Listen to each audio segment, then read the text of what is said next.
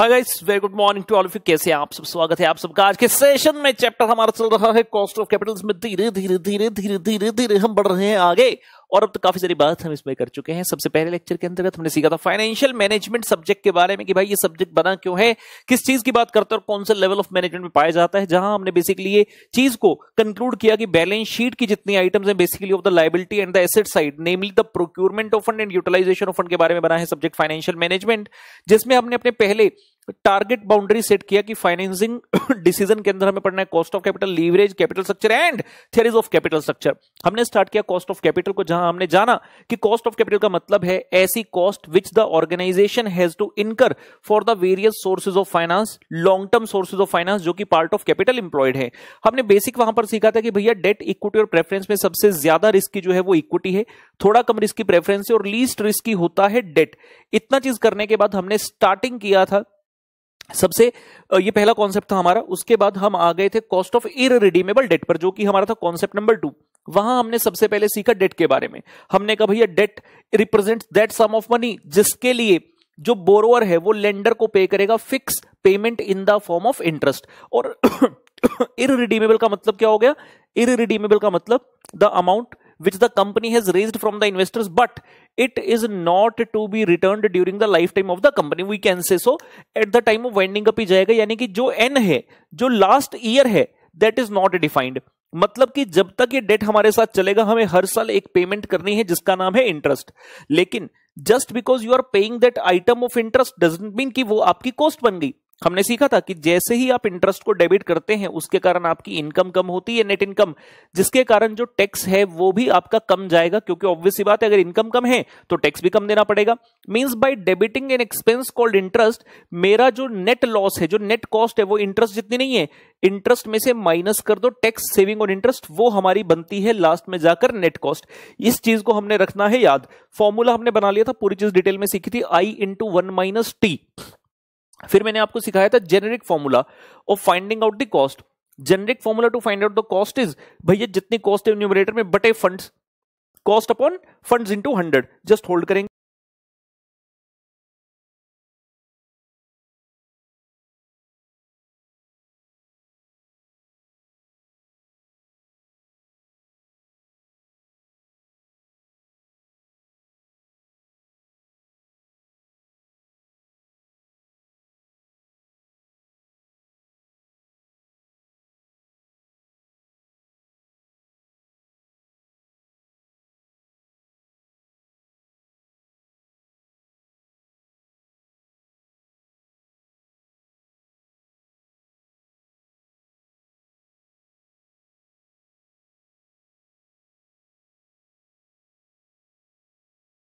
Hello hello hello, sorry, कुछ technical issues मुझे लगा है, शायद लेक्चर के रिकॉर्डिंग में कोई दिक्कत है तो हमने उसे चेक कर लिया, क्योंकि ऐसा नहीं होना चाहिए कि लेक्चर बच्चों तक किसी प्रकार से गलत पहुंचे, ठीक है ना। मतलब टेक्निकल इशू, साउंड, वीडियो सब कुछ क्लियर होना चाहिए। ओके, तो हम कहां थे? हम कह रहे थे जेनेरिक फॉर्मूला हमने कॉस्ट निकालने का सीखा था कि न्यूमरेटर में है कॉस्ट, डिनोमिनेटर में है फंड्स, मल्टीप्लाई बाय 100 कर दीजिए। मल्टीप्लाई बाय 100 किया जाता है क्योंकि जो कॉस्ट है वो आएगी परसेंटेज में।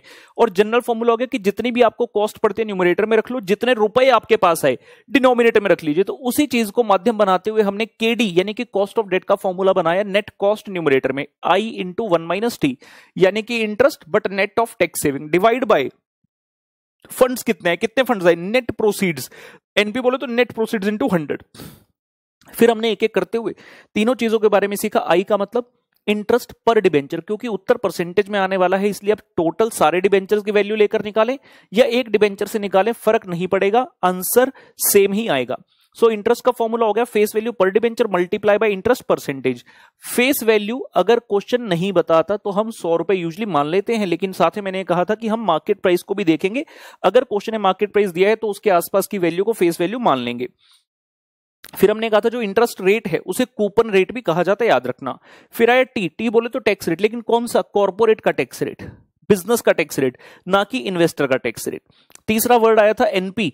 एनपी का मतलब नेट प्रोसीड्स पर डिबेंचर, नेट प्रोसीड का मतलब आप तक कितने पैसे पहुंचे। तो हम स्टार्ट होते थे फेस वैल्यू से, फेस वैल्यू पर डिबेंचर, अगर आपने प्रीमियम पर इश्यू किया तो प्लस हो गया, डिस्काउंट पर इश्यू किया तो माइनस हो गया, फिर आ गया इन सबको करने के बाद मार्केट प्राइस ऑब्लिक आइकन से इशू प्राइस, इशू प्राइस पर डिबेंचर की इतने रुपए का तो मैं इशू कर रहा हूं, उसमें से माइनस कर दिया गया फ्लोटेशन कॉस्ट यानी कि कॉस्ट ऑफ इशू, इशू करने से संबंधित अगर कोई कॉस्ट है, और ऐसा करने के पश्चात आप पहुंचते थे नेट प्रोसीड्स पर। इन सभी चीजों को वेरीफाई करने के लिए हमने क्वेश्चन स्टार्ट किए, कुछ कॉन्सेप्ट क्वेश्चंस मैंने आपको करवाए थे, जिसमें पहले 3 क्वेश्चन से ये सीखा कि अगर हम पार पर इशू करते हैं तो नॉर्मल कॉस्ट रहती है, लेट्स से जो भी कॉस्ट आ गई, फिर जब हम डिस्काउंट पर इशू करते हैं तो हमारी नेट कॉस्ट जो है वो बढ़ जाती है, क्योंकि I am paying the same interest but जो नेट इनफ्लो ऑफ फंड्स हुआ है वो हमें कम हुआ है। लेकिन जैसे हम प्रीमियम वाले केस पर जाते हैं वहां हमें यह सीखने को मिलता है कि आपकी नेट कॉस्ट कम हो जाती है बढ़ने की बजाय, रीजन बीइंग कॉस्ट आपकी सेम इनकर हो रही है न्यूमरेटर में, लेकिन डिनोमिनेटर जो है वहां पर ज्यादा फंड्स आपको आ जाते हैं अगर आप प्रीमियम पर इशू करते हैं। फिर हमने फ्लोटेशन कॉस्ट से संबंधित भी 2 प्रश्न किए थे। एक क्वेश्चन में फ्लोटेशन को सीधा सीधा आपको बताई गई थी कि ₹1 की है, तो जब पर डिबेंचर में बता दिया सीधा सीधा माइनस कर देंगे to find out the net proceed. लेकिन अगर क्वेश्चन टोटलिटी में फ्लोटेशन कॉस्ट बताता है तो हम फ्लोटेशन कॉस्ट को पर डिबेंचर निकाल सकते हैं। कैसे? Total flotation cost divide by total number of debenture. ऐसा करने से फ्लोटेशन कॉस्ट पर डिबेंचर आ जाएगी, जिसे हम इजीली नेट प्रोसीड्स वाली वैल्यू में एडजस्ट कर देंगे। तो इतनी बातें हमने की थी, आज आगे की बातें स्टार्ट करेंगे। आ जाइए मित्रों, आ जाइए दोस्तों। मैं डरती रप रप कर दी, मैं कर दी रप रप। कम ऑन हमने कर लिया था, याद है सब। ये हमारा कॉन्सेप्ट शीट है। ये हमारा हर चैप्टर से पहले बहुत एक जोरदार मेहनत होती है, जहां पर हम पूरे चैप्टर के बाउंड्री को सेट करते हैं और सबसे इंपॉर्टेंट डिसीजन लिया जाता है। पहले जितने भी ये क्वेश्चन होते हैं ना, क्लास पजल, होम पजल, ये सारे एक फाइल में इकट्ठे होते हैं। फिर हमें कुछ तो, एक मिनट से,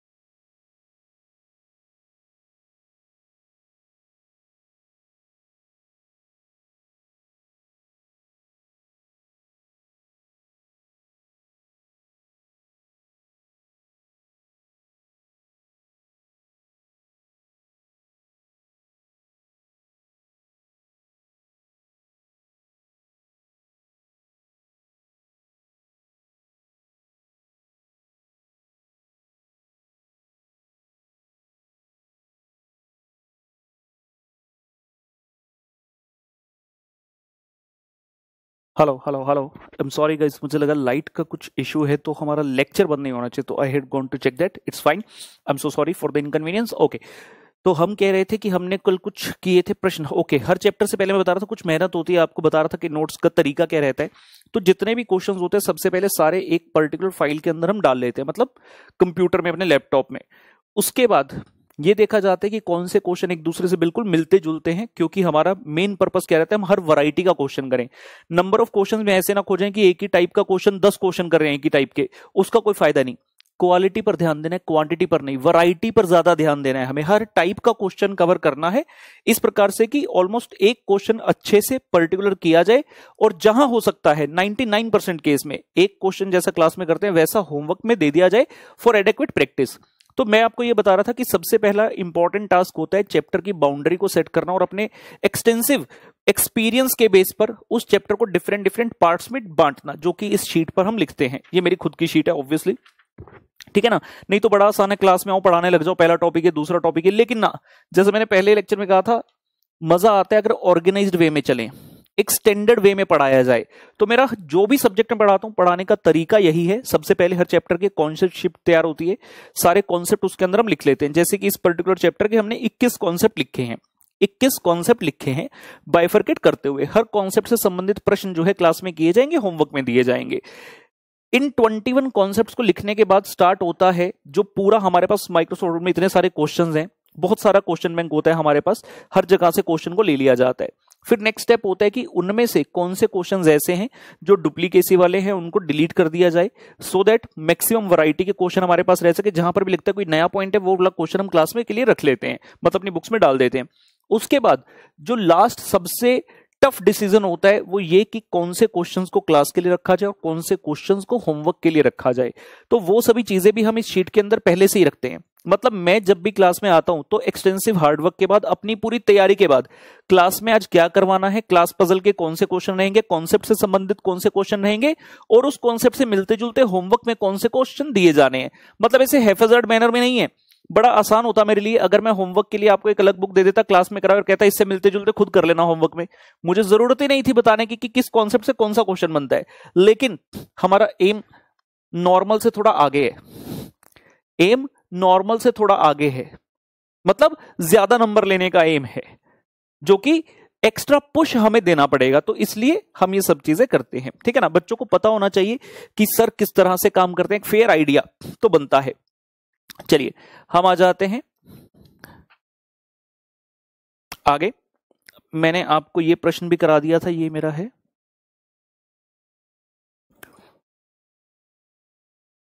ठीक है, बढ़ते हैं आगे। हमारे क्वेश्चन नंबर C10 पर दोस्तों।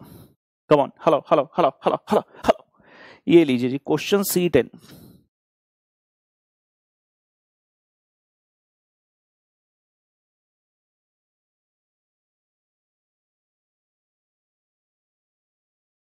Question C10।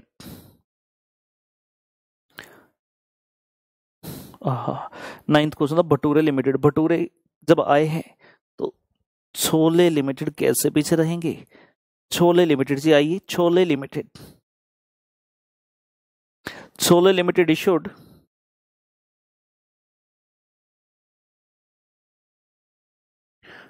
10% debentures of rupee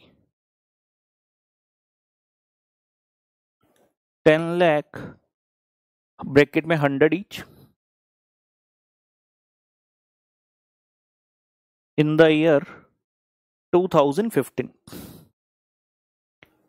full stop. In year 2022,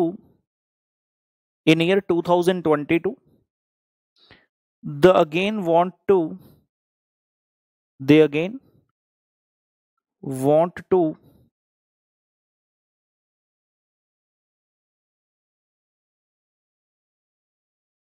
make an issue of debentures, but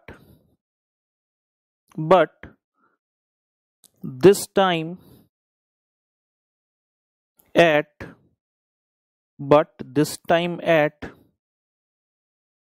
300 basis points over the earlier rate, but this time at 300 basis points over the earlier rate. Issue shall be at par. Issue shall be at par. Find KD of new debt. Find KD of new debt if tax is 40%. Note करिए जी, question थोड़ा सा लंबा है, question में बहुत जबरदस्त चीज छुपी हुई है। कहते हैं chole limited issue 10% debenture of rupee 10 lakh in the year 2015। काफी साल पहले 2015 की बात है, 10% डिबेंचर इशू किए थे। In the year 2022 they again want to make an issue debenture. फिर से कहते हैं हमें डिबेंचर का इशू करना है, लेकिन this time at 300 basis points over the earlier rate. तो क्वेश्चन की मेन की जो है वो यही है। 300 बेसिस पॉइंट्स का क्या मतलब है, इसको कैसे इंटरप्रेट करना है। Issue shall be at par, मतलब कोई प्रीमियम डिस्काउंट वगैरह नहीं है। Find KD of new debt, हमें पुराने जो 2015 में इशू किए थे उसकी कॉस्ट तो पूछ ही नहीं रहा। कहता है न्यू डेट की कॉस्ट बताओ इफ टैक्स रेट इज 40%, अगर टैक्स रेट जो है वो 40% हो। तो ठीक है, सबसे पहले तो समझ में आना ये जरूरी कि यार ये बेसिस पॉइंट वगैरह क्या होता है। सो हमारी कलर स्कीम क्या चल रही है। ओके, समझने वाली बात ये very important, when we say basis points, 100 basis points means 1%. 100 basis points mean 1%. So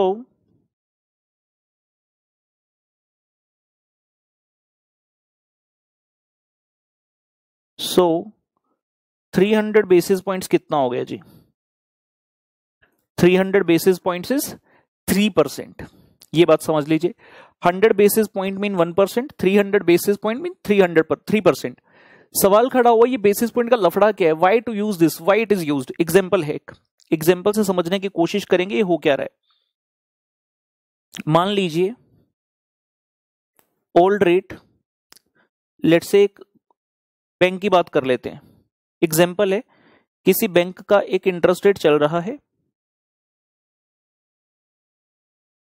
10%। Okay, उनके जो बैंक के एमडी हैं एक मीटिंग करके अनाउंस करते हैं कि भैया जो इंटरेस्ट रेट है ना it will increase by 2%। Interest rate will increase by 2%। तो बड़े बड़े ऑफिशियल्स की मीटिंग बुलाई गई उस बैंक के, और एमडी साहब बोले भैया आज से इंटरेस्ट रेट है 2% बढ़ा दो, और ऐसा कहकर चले गए। अब जो बाकी लोग थे वो सोच रहे हैं, तुक्का मार रहे हैं। तुक्का क्या? तुक्का 1।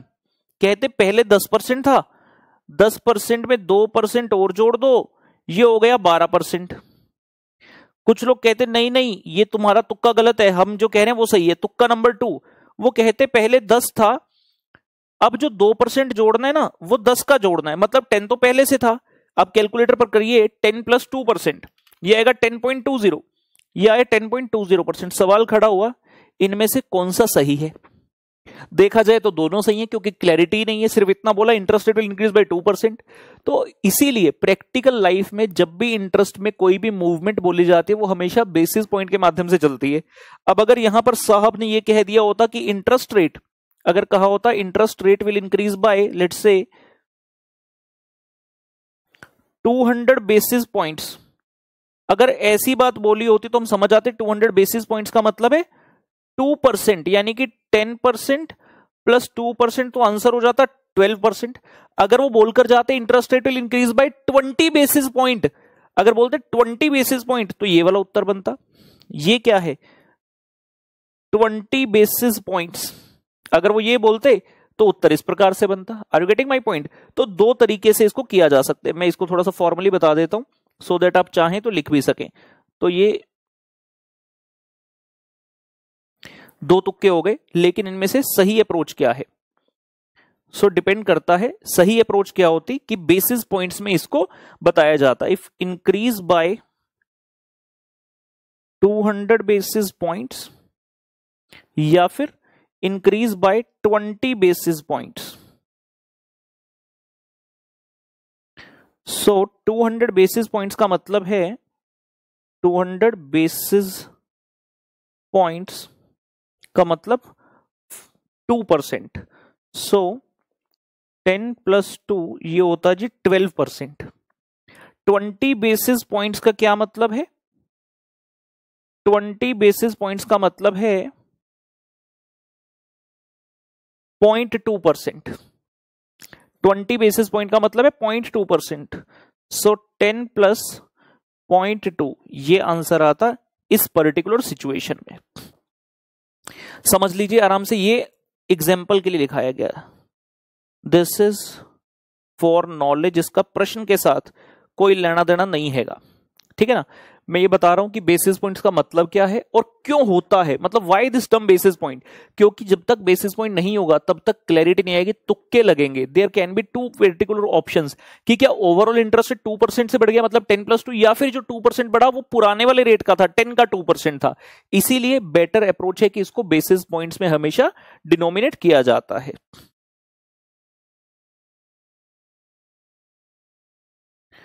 बेटर अप्रोच नोट करिए।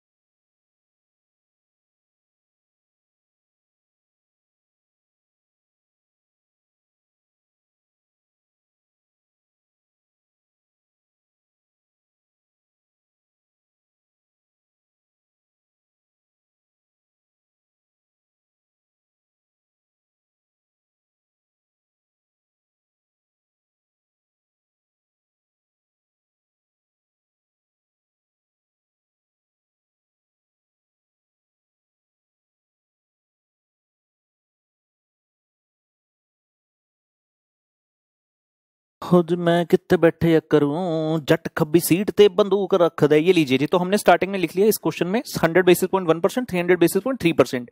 आपने जब पहले इशू किए थे, मैं वापस एक बार क्वेश्चन पर आऊं, आपने 10% वाले इशू किए थे इन द ईयर 2015। अब आप कहते हैं 2022 में हम इशू करना चाहते हैं 300 basis points over the earlier rate, और 300 बेसिस पॉइंट का मतलब क्या है 3%। तो पुराना रेट 10 और 300 बेसिस पॉइंट मीन 3, तो नया रेट क्या हो गया 13%। तो आइए यहां से स्टार्ट करते हैं। सबसे पहले मार्क कर लेते हैं इंटरेस्ट रेट। अब हम करंट क्वेश्चन की बात कर रहे हैं। जो इंटरेस्ट रेट है आपका दैट इज 10% प्लस 3% यानी कि 13%, ठीक है ना।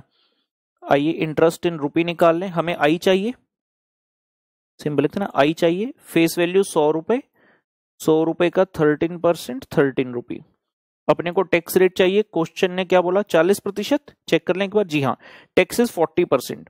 And if I talk about net proceeds, क्योंकि क्वेश्चन में किसी प्रकार का डिस्काउंट प्रीमियम नहीं है, ना ही कोई कॉस्ट ऑफ इशू है, तो सेम एज फेस वैल्यू पर डिबेंचर हो गया जी 100 रुपी।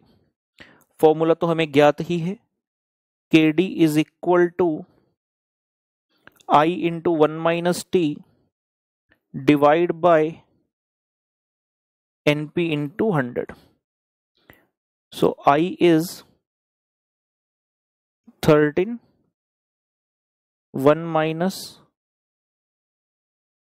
0.4 divide by net proceeds which is 100 into 100. 13 छिक्के 78 should be 7.80% जी।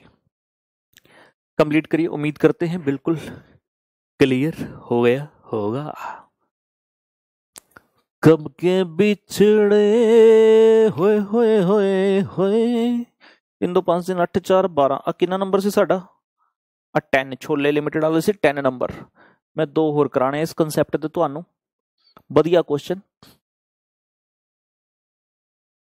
खियां लड़ियां लड़ी बीच बाजार, दिल मेरा लुट गया पहली बार, उसको बुलाया मैंने कितने बार, आया नहीं चंद्रा एक भी बार, टोटे टोटे हो गया दिल, टोटे टोटे हो गया। ये लीजिए जी, हम आते हैं अगले प्रश्न पर। Question number C11।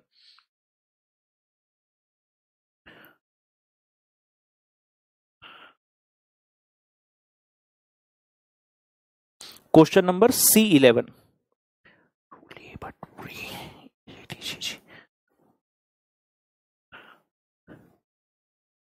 Lassi limited issued 14% 50,000 bonds of ₹1,000 each. Tax rate is 30%. Find KD if premium on issue is 12%. Lassi limited issued 14%, 50,000 bonds of ₹1,000 each. Tax rate है पुत्र 30%। Find KD premium on issue is 12%। कैसे करेंगे ये question? जानबूझकर आपको लिखाया गया, जानबूझकर। जो बच्चे से शॉर्टकट वाले हैं ना, सीधा फॉर्मूला में भरते हैं, वो क्या करेंगे सीधा 14%। अब तक क्या हो रहा था 10% मतलब 10, अगर 12% है तो 12, 14% मींस 14, आई हो गया 14, 1 माइनस टी हो गया 0.3 और प्रीमियम वगैरह लगा के एनपी आ जाएगा। गलत। ये क्वेश्चन कराया क्यों जा रहा है, आइए देखें। जब आप कहोगे आई, जब आप कहोगे आई यानी कि इंटरेस्ट पर डिबेंचर, फॉर्मूला क्या है? Face value. कितनी फेस वैल्यू है? 1,000 रुपए, 100 रुपए नहीं है। तो जब आप 1,000 का 14% करोगे ये आएगा 140 रुपी, 140 रुपए का I. This is the very important point in the question. Tax rate कितना है? आसान है, 30%। नेट प्रोसीड्स की बात करें तो हम कहेंगे फेस वैल्यू प्रति डिबेंचर जो कि पुत्र 1,000 रुपए, प्लस आपने इशू किया है प्रीमियम पर जो कि है 12%। लेकिन गलती क्या होगी इसमें, फिर से 12 रुपए डाल देंगे बच्चे। 1,000 का 12% है 20 रुपए, तो जो टोटल ये बनेगा दैट विल बी 1120, 1120 रुपए का आपका बनेगा जी नेट प्रोसीड्स। ठीक है ना, 1120 का नेट प्रोसीड्स। फॉर्मूला हमें पता ही है, K D is equal to I into 1 - T divide by NP multiply by 100। So when we fill the figures, I was 140, T is 30%, divide by net proceeds which is 1120.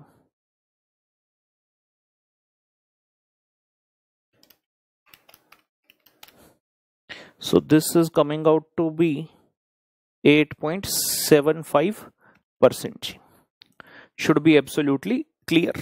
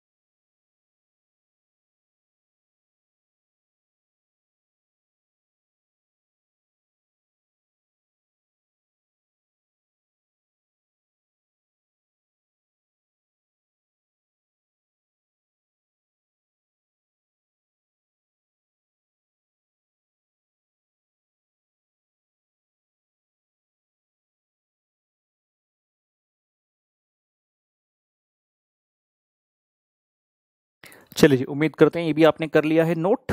C12, question number C12।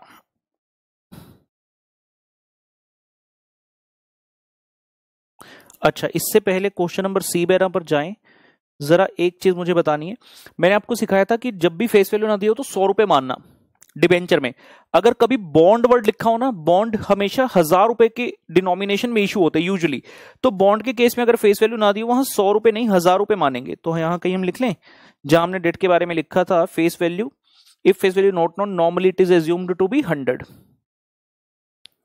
ठीक है, और यहां पर एक note मार लेते हैं, in case of bonds, in case of bonds assume it to be 1000. In case of bonds assume it to be 1000, 1000 रुपए मानना बॉन्ड्स के केस में।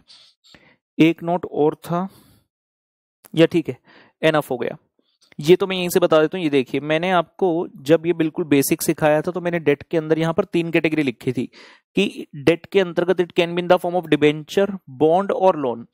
बेसिकली जब डिबेंचर और बॉन्ड बोलते हैं ना बेटा, जब डिबेंचर और बॉन्ड बोलते हैं तो these are a kind of securities. इनकी कॉस्ट निकालने का तरीका एक ही है, I into 1 - T upon NP, क्योंकि नेट प्रोसीड नाम की कोई ना कोई चीज होती है। बट जब आप जाते हैं लोन पर, loan is just like the debt, लेकिन वहां पर एज सच कोई नेट प्रोसीड नाम की चीज नहीं है। लोन के केस में अगर हमें कॉस्ट निकालनी पड़े तो हमें पूरा फॉर्मूला बनाना ही नहीं, आई इंटू 1 - टी बटे एनपी गुना सोना, वहां सिंपल आई इंटू 1 - टी ही चल जाएगा। वो मैं आपको लिखवाऊंगा अभी। पहले हम आगे बढ़ जाएं जहां थे, C11, ये हो गया C10, C11 हो गया, C12 लिखेंगे। C12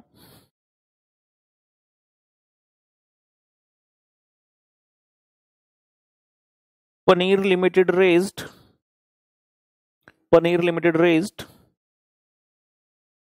₹100 crore loan from SBI पुत्र एट द रेट ऑफ 9%, मतलब 9% क्या interest, at the rate of 9% interest, full stop. Find KD if tax rate is 30%। Loan raise किया 100 करोड़ रुपए का SBI से, 9% इंटरेस्ट पर। क्वेश्चन कह रहा है KD दसो इफ टैक्स रेट इज 30%। बता देंगे क्या दिक्कत है। बता देंगे क्या दिक्कत है। इससे पहले हम क्वेश्चन करें, पहले मैं कॉन्सेप्ट बता दूं। जब भी लोन की कॉस्ट निकालनी है तो जैसे मैंने कहा I into 1 minus T, that's it. ना डिवाइड बाय एनपी करना है, ना मल्टीप्लाई बाय 100 करना है, ऑटोमेटिकली आपका आंसर जो है परसेंटेज में ही आएगा। लिख लेते हैं, in case of bank loan bracket में term loan, in case of bank loan bracket में term loan, comma, use the following formula, I into 1 minus T. बस इतना यूज करो, आई इंटू 1 माइनस टी। और यहां पर आई आपको कंप्यूट भी नहीं करना है ऐसे 100 मतलब face value multiply by interest rate ना, जो इंटरेस्ट का रेट गिवन है उसी को आई में भर देना, उसी को आई में भर देना। आई में क्या भर देना? Interest rate, simple.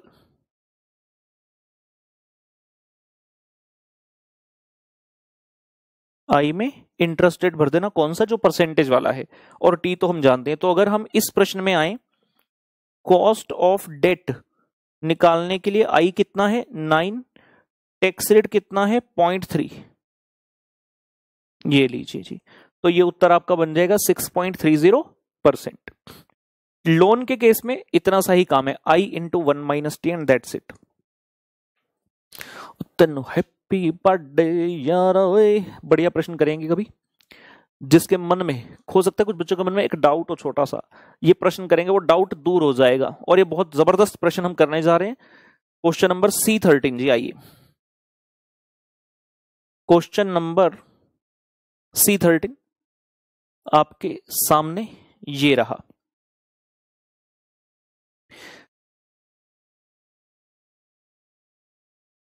Sambar limited issued 10% 1 lakh debentures of ₹100 each at 10% premium. Sambar limited issued 10% 1 lakh debenture of ₹100 each at 10% premium, full stop. Flotation cost is 10%. Flotation cost is 10%. Find KD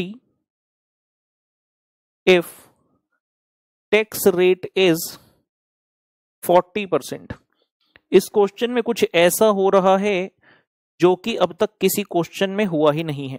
लिखिए जी, Sambhar limited issued 10% 1 lakh debenture of ₹100 each at 10% premium, flotation cost आएगी 10%। Find KD if tax rate is 40%। दिखने में बिल्कुल normal लग रहा है, start करते हैं। आइए सबसे पहले आई कंप्यूट कर लेंगे। फेस वैल्यू है ₹100 multiply by interest rate, coupon rate जो कि है 10%, तो आएगा ₹10। टैक्स की बात करें, बोला है 40%, 0.4। नेट प्रोसीड्स की बात करें, स्टार्ट करेंगे फेस वैल्यू से। फेस वैल्यू प्रति डिबेंचर ₹100। क्वेश्चन में कहा गया प्रीमियम पर इशू किया, so plus premium eight the rate 10%, कितना हो गया जी? ₹10। और ये आपका आ गया इशू प्राइस ₹110।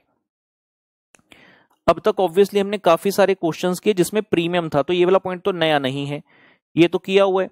फिर बोला फ्लोटेशन कॉस्ट है माइनस फ्लोटेशन कॉस्ट, ये भी कोई नया पॉइंट नहीं है, ये भी पहले किया हुआ है। माइनस करना है फ्लोटेशन कॉस्ट पर डिबेंचर, लेकिन जिस अंदाज में फ्लोटेशन कॉस्ट अब दी गई है वैसा पहले नहीं था, यही नया पॉइंट है। फ्लोटेशन कॉस्ट मैंने पहले भी आपको क्वेश्चन कराया, एक क्वेश्चन ऐसा था जिसमें फ्लोटेशन कॉस्ट पर डिबेंचर दे दी थी, तो आपने सीधा सीधा माइनस कर दिया, जहां तक मुझे याद है उसमें ₹3 था, माइनस कर दिया। फिर एक क्वेश्चन था टोटल फ्लोटेशन कॉस्ट दी गई थी, उसमें आपने क्या किया? Flotation cost per debenture compute किया, यहां रखकर माइनस कर दिया। यहां क्या है? परसेंटेज वाली। मैंने एक ऐसा क्वेश्चन भी कराया था जहां फ्लोटेशन कॉस्ट परसेंटेज में थी, लेकिन उस क्वेश्चन में ये नहीं था, तो जो फ्लोटेशन कॉस्ट थी वो सीधा ₹100 के ऊपर लग गई थी। लेकिन अब सिचुएशन, जैसा मैंने पहले कहा, ये सिचुएशन अब तक मैंने किसी क्वेश्चन में अराइज नहीं की थी, and this is very very important. This is very very important. Bharat भर का 90 से ज्यादा % स्टूडेंट इसी चीज में कंफ्यूज रहते हैं, फ्लोटेशन कॉस्ट लगानी कैसे है। मैं जब भी बताता हूं बड़े क्लैरिटी से बता देता हूं, जो हमारे स्टूडेंट हैं उनको कभी डाउट नहीं आना चाहिए, तो क्योंकि आप हमारे स्टूडेंट हैं आपके मन में डाउट कभी नहीं आएगा, मैं अभी सारी चीज क्लियर कर दूंगा। जैसी फ्लोटेशन कॉस्ट पर डिबेंचर लगाने गए, फ्लोटेशन कॉस्ट कितनी दी है जी 10%। सवाल खड़ा हो गया 10% किस पर लगाऊं, फेस वैल्यू पर लगाऊं या इशू प्राइस पर लगाऊं। इंस्टीट्यूट, आपके मन में सवाल आएगा सर इंस्टीट्यूट क्या करता है, बेटा काश इंस्टीट्यूट कोई एक दोनों में से करता लॉजिकली तो हम फॉलो कर लेते। इंस्टीट्यूट का कभी मन करता है फेस वैल्यू पर निकालता है, तो कभी मन करता है इशू प्राइस पर निकालता है। इंस्टीट्यूट का क्या है, इंस्टीट्यूट का क्या है, हमें अपने फ्यूचर के लिए सोचना है कि हम क्या करें, विद लॉजिक होना क्या चाहिए। सिंपल सी बात, फ्लोटेशन कॉस्ट में मेनली खर्चा कौन सा आता है, अंडर राइटिंग का। सबसे बड़ा खर्चा जो होता है अंडर राइटिंग का। अंडर राइटर कौन होता है, अगर आप लोग नहीं जानते, वैसे तो लॉ में पढ़ा होगा, अगर नहीं भी पढ़ा, छोड़ दिया, नहीं कराया गया, वट एवर द रीजन, मैं बता देता हूं। मान लीजिए मैं एक कंपनी में अपना पब्लिक इशू लेकर आ रहा हूं मार्केट में, सेबी कहता है कि 90% का मिनिमम सब्सक्रिप्शन होना चाहिए, ठीक है ना। मतलब अगर मैंने 1 लाख डिबेंचर पब्लिक के लिए उतारे हैं, तो उसमें से अगर पब्लिक ने 90,000 सब्सक्राइब ना किए मिनिमम, तो जितनों का पैसा आया होगा मुझे सबका वापस करना पड़ जाएगा। मान लो 85,000 डिबेंचर का पैसा आ गया, लेकिन 90,000 तक तो आया नहीं, तो मुझे सबका पैसा वापस करना पड़ जाएगा, और जो मेरे बिजनेस प्लान्स थे वो सब फेल हो जाएंगे। ऑब्वियस सी बात है, अगर एक बिजनेसमैन इस स्टेज तक पहुंच चुका है कि वो पब्लिक इशू करके पैसे रेज करना चाहता है, तो he doesn't want to lose out on this ground now just because of the fact कि वो लोगों से पैसे इकट्ठे नहीं कर पाया। तो एक पर्सन होता है जी अंडर राइटर, वो कहता है मैं आपको अपनी सर्विसेज दूंगा, बदले में मैं आपसे कमीशन लूंगा। अंडर राइटर है कौन, एक बच्चा कह रहा है अंडरटेकर, अंडरटेकर नहीं पुत्र, under writer. Under writer is the person who gives the guarantee to you that if the public does not subscribe, I am there to subscribe। मतलब अंडर राइटर के आने से अपने को गारंटी मिल गया कि अपना पब्लिक इशू फेल नहीं होगा।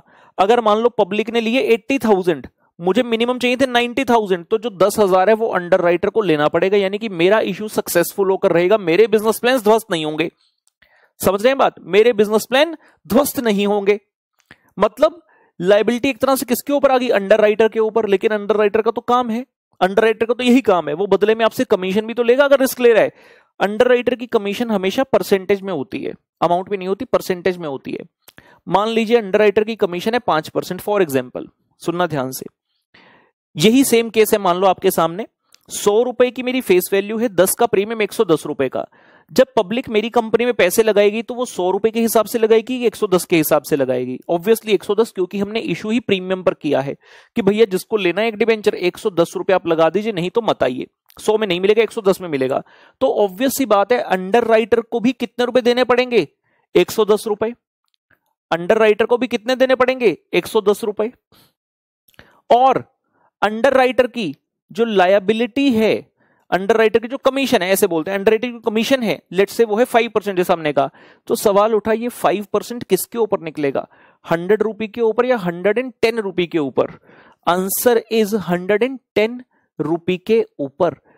सिंपल सा पॉइंट ये देखने की अंडर राइटर रिस्क कितने का ले रहे हैं, क्या वो 100 रुपए का रिस्क ले रहे हैं कि 110 रुपए का रिस्क ले रहे हैं। मतलब अगर पब्लिक ने ना लिया तो अंडर राइटर जब कंपनी को पैसे देगा वो कितने देगा, 100 रुपए पर डिबेंचर या 110 रुपए, ऑब्वियसली 110 रुपए पर debenture.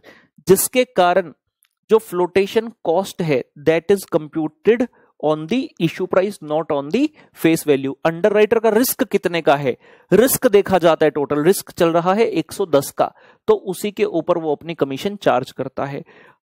Flotation cost is always on the issue price, always on the issue price, never on the face value.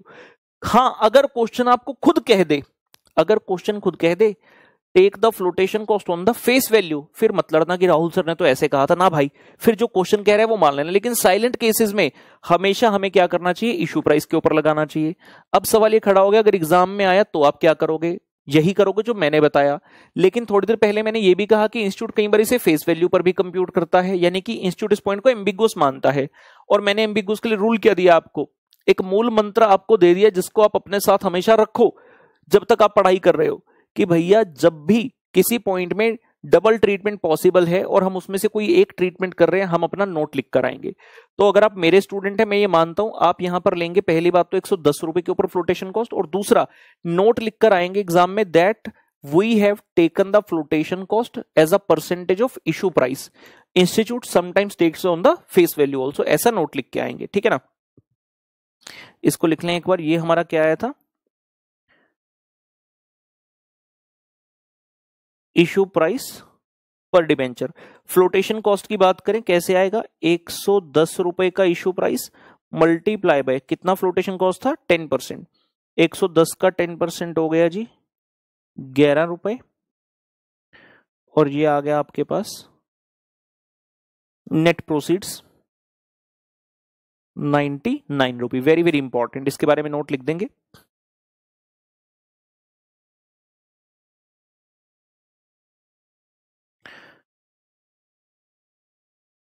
ICAI computes the flotation cost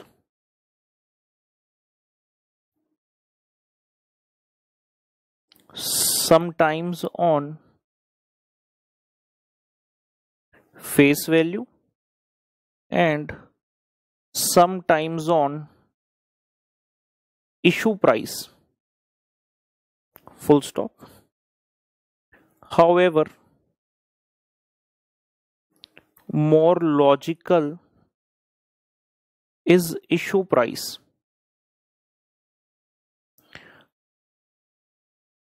Thus, we shall always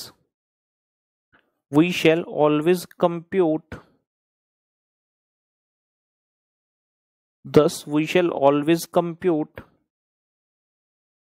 flotation cost on issue price and write down the relevant note. Write down the relevant note. Note का मतलब that we have computed the flotation cost as a percentage of issue price, ऐसा आप note लिखाएंगे, ठीक है ना। Full stop. Take flotation cost as a percentage of face value. Take flotation cost as a percentage of face value only when the question says so. Only when the question says so specifically. बिल्कुल clarity होनी चाहिए कि हमें किस situation में यहां पर क्या करना है। और ये चीज मैंने आपको भी बता दी कि इंस्टीट्यूट कभी कैसे करते हैं, कभी कैसे करते हैं। बच्चों का ये फेवरेट काम लगता है मुझे। बच्चे क्या करते हैं, मेरा आंसर की फोटो क्लिक करते हैं, इंस्टीट्यूट के आंसर की फोटो क्लिक करते हैं और मुझे भेज देते हैं, सर ये देखो आपने ये कराया, इंस्टीट्यूट ने ये कराया। प्लीज हाथ जोड़ के कहता हूं, कर लो यकीन। प्लीज मुझे ऐसे मैसेज मत भेजिएगा कहीं पर भी, ना डाउट नंबर पर, ना इंस्टाग्राम पर, ना फेसबुक पर, ना यूट्यूब पर, ना टेलीग्राम पर, कहीं पर भी नहीं। जो भी सोशल मीडिया का चैनल आने वाले समय में भी चलेगा उस पर भी नहीं। ये मत सोचना सर टिंडर पे भेज दें, सर स्नैपचैट पे भेज दें, नहीं नहीं नहीं, ये चीजें कहीं पर भी नहीं आनी चाहिए। मैंने जब क्लास में बताई दिया कि इंस्टीट्यूट कभी कैसे करते, कभी कैसे, मतलब मुझे तो ये पता है। बच्चे मुझे दिखाते कि सर देखो आपको नहीं पता, आपने ऐसे किया, इंस्टीट्यूट ने ऐसे किया। करने दो ना, करने दो ना। जब आप प्रोफेशनल लेवल पर आ गए हैं, कोई भी एक आंसर सही नहीं होता, बहुत बार मल्टीपल आंसर्स पॉसिबल होते हैं। हर एक की अपनी अजम्पशन है। आप आज की डेट में किसी चार्टर्ड अकाउंटेंट के पास चले जाइए, किसी लॉयर के पास चले जाइए, कोई राय लीजिए केस में, क्या हर कोई इंसान अपनी सेम राय देगा? The answer is no. हर किसी का अपना अपना सब्जेक्टिविटी के साथ आंसर आएगा। सेम गोज हेयर ऑल्सो, क्योंकि जब पूरी इंफॉर्मेशन क्लैरिटी से दी ही नहीं है यार, तो different persons can interpret it in the different manner, ठीक है ना। तो इसलिए ऐसा काम नहीं करना। सर देखो इंस्टीट्यूट ने किया, आपने ये किया, मुझे पहले से पता है, इतने साल का एक्सपीरियंस है, बहुत रिसर्च करके आपको मैं पढ़ा रहा हूं, बिलीव मी, बाय गॉड की कसम, ठीक है ना। चलिए फॉर्मूला लिखते हैं, क्वेश्चन का अंत करते हैं। फॉर्मूला है साडा KD is equal to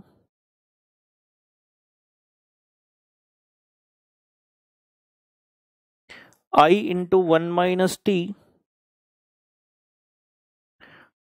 divide by NP into 100। किन्ना सी आई पुत्र इत्थे 70 रुपए, टी किन्ना हैगा 40 ते 90 किन्ना हैगा 99। 10 into 1 minus 0.4 divide by 99 into 100, 6/99 into 100, 6.06% जी। Very nice, very nice. यार एक और चीज बता देते हैं आपको, है ना, ये भी नहीं बताई अभी, एक और चीज बता देते हैं। ठीक है, जैसे हमने प्रश्न के बहुत सारे 13 क्वेश्चंस कर लिए इस कॉन्सेप्ट से संबंधित, हर एक क्वेश्चन से कुछ ना कुछ सीखा हमने। अभी हर क्वेश्चन में हमें ये बताया गया था कि इशू किस तरह से हो रहा है, या तो पार पर था, या डिस्काउंट पर था, या प्रीमियम पर था। मान लो क्वेश्चन सिर्फ इतनी इंफॉर्मेशन दे दे कि आपने 10% 1 lakh debenture of ₹100 each issue किए, और कुछ नहीं बताया डिस्काउंट, प्रीमियम, पार वगैरह, फ्लोटेशन कॉस्ट बता रहे हैं, टैक्स रेट वगैरह बता रहे हैं, सब कुछ बता रहे हैं, साथ में लिख दिया मार्केट प्राइस। ध्यान से सुनना मेरी बात। क्वेश्चन कहता कंपनी ने 10% डिबेंचर इशू किए इतने रुपए वाले, फेस वैल्यू बता दी, फ्लोटेशन कॉस्ट बता दी, टैक्स रेट बता दिया, साथ में दे रहा है मार्केट प्राइस। फेस वैल्यू 100 रुपए की है, डिस्काउंट प्रीमियम कुछ नहीं बताया गया था, मार्केट प्राइस 105 रुपए चल रहा है। क्या मतलब है इसका? इसका मतलब सिंपल सही है कि अगर कोई पर्सन ओपन मार्केट में मेरा डिबेंचर लेने जाए, शेयर मार्केट में, स्टॉक मार्केट में, तो वहां से उसे 105 रुपए का मिलेगा। और क्वेश्चन हमें कह रहे हैं कि आपने इतने डिबेंचर इशू किए। सवाल खड़ा हो गया कि आप जब इशू करोगे कितने पर करोगे? आराम से सोचिए, बताइए मुझे क्या लगता है आपको। मेरी कंपनी का डिबेंचर बाहर मार्केट में अगर किसी को लेना, लेट्स से एक मिस्टर ए है, उसको वहां से 105 रुपए का मिलेगा। आज की डेट में मैं अपने वैसे ही डिबेंचर मिलते जुलते सेम इशू करने वाला हूं। सवाल खड़ा हुआ मैं लोगों से कितने रुपए चार्ज करूंगा? Answer is same as the market price. जब मेरे 100 रुपए वाले डिबेंचर की मार्केट में 105 की वर्थ हो गई, क्यों हुई? क्योंकि मेरी कंपनी अच्छी है, लोग मेरी कंपनी के लिए ज्यादा पैसे देने को तैयार है। तो यार जब मैं फ्रेश इशू करूंगा मैं भी तो 105 रुपए पर करूंगा।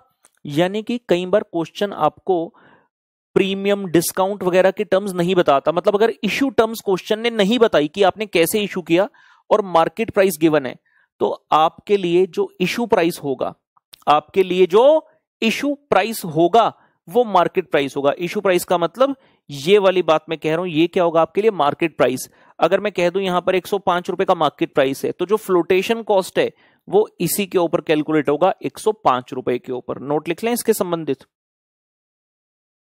Note,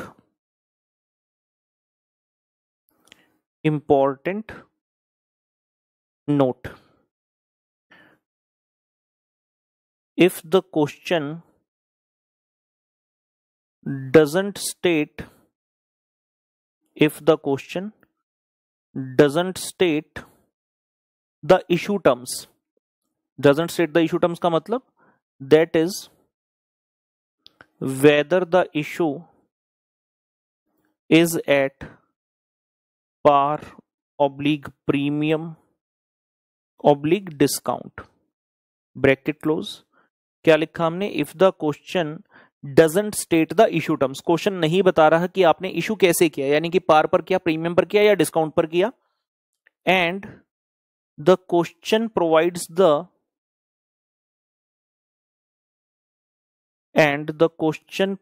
the market price, then and the question provides the market price, then take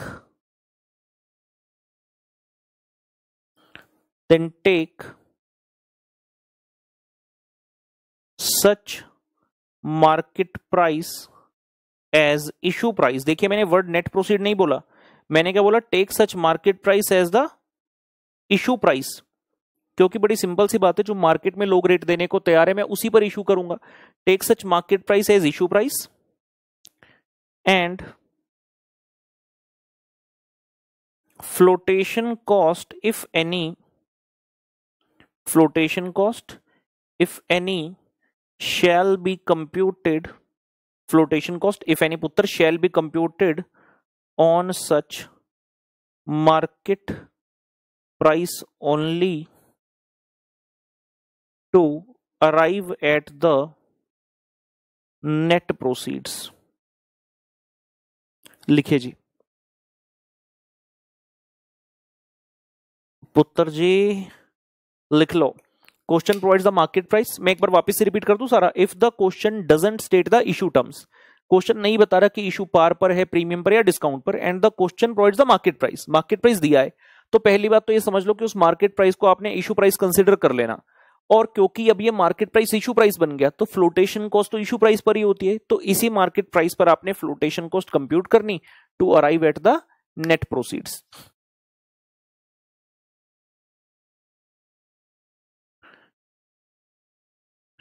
example, market price पर डिबेंचर 120 रुपए,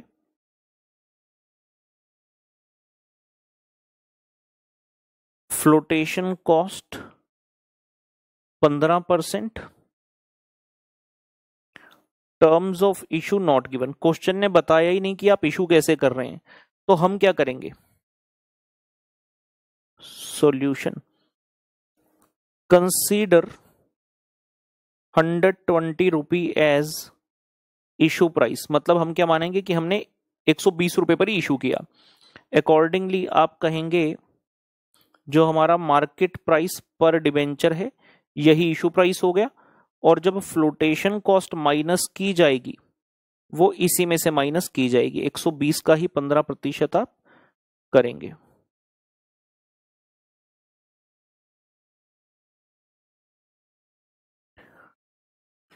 एक 120 इंटू 15%, यह आ गया जी 18 रुपी। तो अपना जो नेट प्रोसीड्स आया वो होगा 102 रुपए। नेट प्रोसीड्स पर डिबेंचर जी।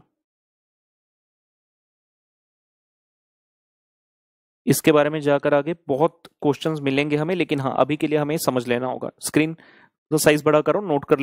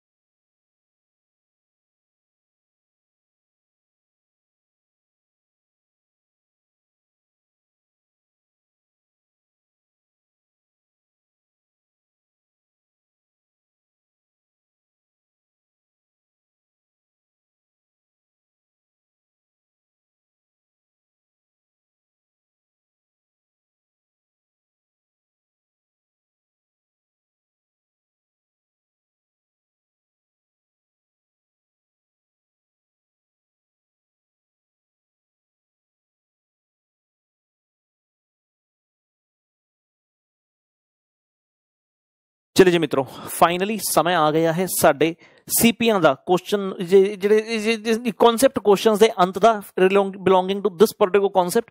और हम पहली बार अपने क्लास पजल की तरफ रुख करते हुए, आइए आप सब भी अपने पास कृपया करके ऐसा पेज बुक में निकाल लीजिए, क्लास पजल में कॉस्ट ऑफ कैपिटल चैप्टर। पहला प्रश्न आपके सामने ये रहा, पहला प्रश्न है हमारा इसी कॉन्सेप्ट से, मॉड्यूल का प्रश्न, बहुत बढ़िया। आइए करते हैं। कहता जी 5 years ago, 5 साल पहले Katrina limited issued 12% irredeemable debenture. ठीक है, इररिडीमेबल है मतलब हमारे इसी कॉन्सेप्ट का प्रश्न है। 12% वाले इशू के मतलब कूपन रेट है 12% एट रुपी 103। कहता that is at rupee 3 premium to their par value of 100। Par value मतलब फेस वैल्यू 100 थी, 3 का प्रीमियम लगाया तो 103 का इशू किया। कब? 5 साल पहले। कहते current market price of the debentures is 94। ओहो, 103 का इशू किया था लेकिन आज 94 का पहुंच गया, मतलब परफॉर्मेंस अच्छी नहीं है कंपनी की। जब दिया लोगों को तो 103 का, मतलब लोगों को लग रहा था कंपनी बड़ी अच्छी है, लेकिन धीरे धीरे धुंधली पिक्चर क्लियर हुई तो अब डिबेंचर हमारा नीचे आ गया 94 पर। If the company page corporate tax at the rate of 35%, what is its current cost of debenture capital. Current cost of debenture capital क्या मतलब है? आज की कॉस्ट बताओ, या फिर सिंपल सी बात, अब जब भी कभी भी कोई भी कॉस्ट निकालोगे, केडी, केपी, केई, केआरई, किसी भी चीज की, आपने हमेशा ये सोचते हुए निकालना कि अगर हम आज की डेट में इशू करें तो पोजीशन क्या होगी। अगर मैं सोचूं यहां पर फेस वैल्यू तो 100 रुपए है, वो तो उसने बता दिया। आई कितना है? 12%। टी कितना है? 35%। बात बची एनपी की। नेट प्रोसीड अगर 5 साल पहले निकालता तो मैं नेट प्रोसीड्स कितनी लेता? 103 रुपए। कब? अगर हम 5 years अगो इसकी डिबेंचर की कॉस्ट निकालते। लेकिन आज की डेट में जब मैं कॉस्ट निकाल रहा हूं, आज की डेट में आपका मार्केट प्राइस क्या है? 94। मुझे ये बताइए, अगर मार्केट में 94 रुपए का प्राइस चल रहा है, एज अ कंपनी मैं इसको कितने का बेच सकता हूं? क्या मैं इसको 103 का बेच सकता हूं? क्या मैं 100 का बेच सकता हूं? Answer is no. जब पर्सन को, कोई भी इन्वेस्टर जिसको मेरा ये डिबेंचर चाहिए, जब मार्केट से 94 का मिल ही रहा है तो वो मुझे 94 से एक भी फूटी कौड़ी एक्स्ट्रा क्यों देगा? जब मार्केट से 94 का मिल ही रहा है, मैं उसे 100 का कैसे बेच दूं? मैं 103 का कैसे बेच दूं? इसीलिए थोड़ी देर पहले जो हमने नोट लिखा वो काफी इंपॉर्टेंट है कि मार्केट प्राइस में जो चल रहा है, इन्वेस्टर आपको उससे ज्यादा 1 रुपया नहीं देने वाला। तो जब इस प्रश्न को हम सॉल्व करेंगे, यहां पर नेट प्रोसीड्स कितनी ली जाएगी? 94 रुपी, ना कि 103 रुपी। 5 साल पहले करते तो 103 रुपए आता, लेकिन आज की डेट में कर रहे हैं तो 94 हमारा नेट प्रोसीड्स बनेगा। आइए जी, let us solve this question.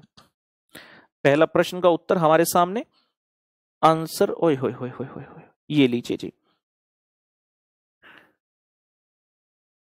Answer number 1। Answer number 1। सबसे पहले सारे वेरिएबल्स फ्रीज करें।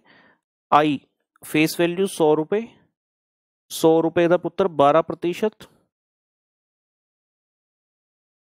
12 रुपए। टी कितना आएगा? 35% मतलब 0.35। और नेट प्रोसीड्स की बात करूं तो इसमें क्या लेंगे? मार्केट प्राइस पर डिबेंचर जो आज की डेट में चल रहा है, which is 94 rupee.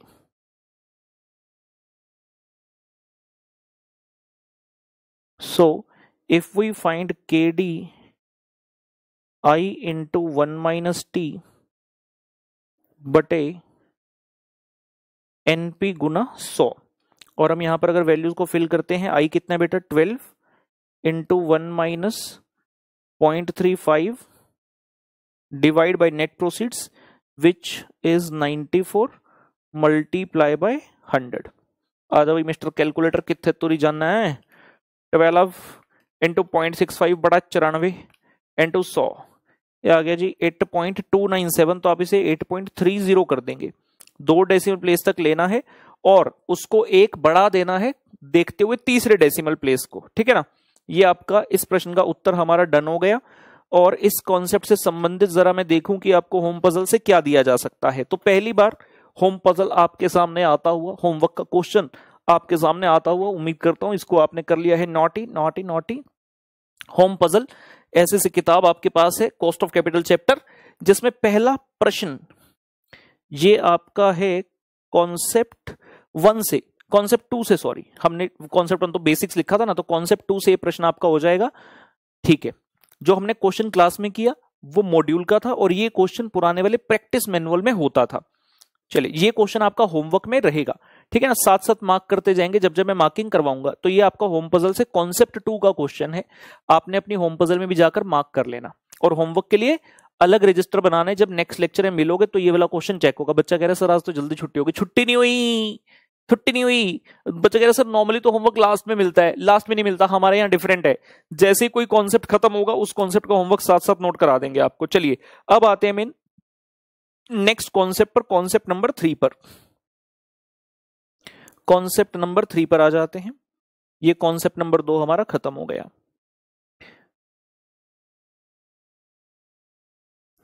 Concept number 3, concept 2 में सीखा था कॉस्ट ऑफ डेट इररिडीमेबल। अब आ रहा है कॉस्ट ऑफ डेट रिडीमेबल, जिसमें हम कौन सा मेथड करें, अप्रोक्सीमेशन मेथड।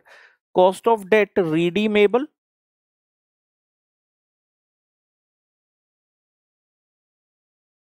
Approximation method.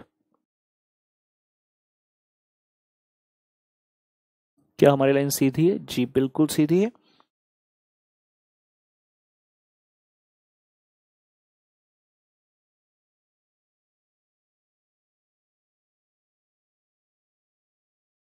ये लीजिए जी, क्या कहते हैं, आराम से समझेंगे उसके बाद स्टार्ट करेंगे। कॉस्ट ऑफ डेट पहले क्या, इररिडीमेबल, यहां पर क्या आ रहा है, रिडीमेबल। रिडीमेबल का मतलब क्या है, इररिडीमेबल में था कि जब वापस करना है वो पीरियड ज्ञात ही नहीं है, दैट इज नॉट नोन, तो हम सिंपल से चलते थे, हर साल इंटरेस्ट इंटरेस्ट इंटरेस्ट देते जाओ और वही आपकी कॉस्ट है। लेकिन यहाँ के रिडीमेबल, रिडीमेबल डेट का मतलब है आपने आज पैसा रेज कर लिया and after a certain period of time you need to repay the amount, और वो जो सर्टेन पीरियड है वो आज की डेट में ही डिबेंचर इशू करते वक्त ही बता दिया जाता है। It may be 5 year, 8 year, 10 year, what ever the period में भी वो आपको क्वेश्चन बताएगा। लेकिन हाँ, अगर आपको पीरियड बता दिया गया तो मतलब वो रिडीमेबल वाला केस है। उस सिचुएशन में हमने जो पहले पढ़ा कॉन्सेप्ट 2 वो एप्लीकेबल नहीं होगा, ये वाला एप्लीकेबल होगा।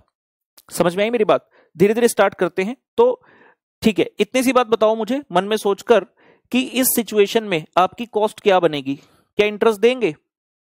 सोचने लगे अरे ऑब्वियस है इंटरेस्ट तो देंगे भाई, लेकिन इंटरेस्ट के अलावा भी क्या कोई कॉस्ट बन सकती है? जी हाँ, मान लो मैंने रेज की 100 रुपी और जब वापस कर रहा हूं, रिडेम्पशन कर रहा हूं 110 रुपए पर, तो 10 रुपए और भी तो एक्स्ट्रा दे रहा हूं। 100 रुपए लिए, 110 वापस कर रहा हूं रिडेम्पशन के टाइम पर, तो ये 10 रुपए भी तो एक्स्ट्रा दिए, तो ये भी हमारा कॉस्ट का पार्ट बनेगा। इसको कैसे कंसिडर करना है वही सब चीजें सीखेंगे। आइए जी, सबसे पहले तो जरा लिख लें रिडीमेबल डेट के बारे में।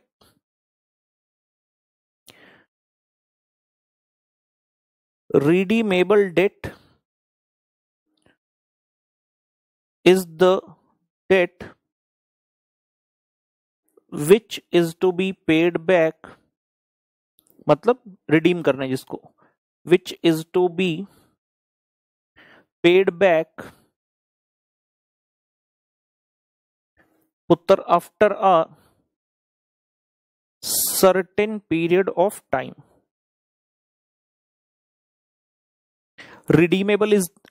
Redeemable debt is the debt which is to be repaid, yeah, which is to be paid back after a certain period of time.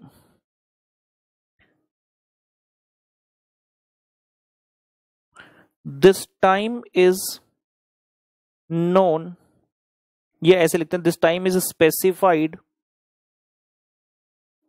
at the time of, ठीक है, this time is specified on the issue of date.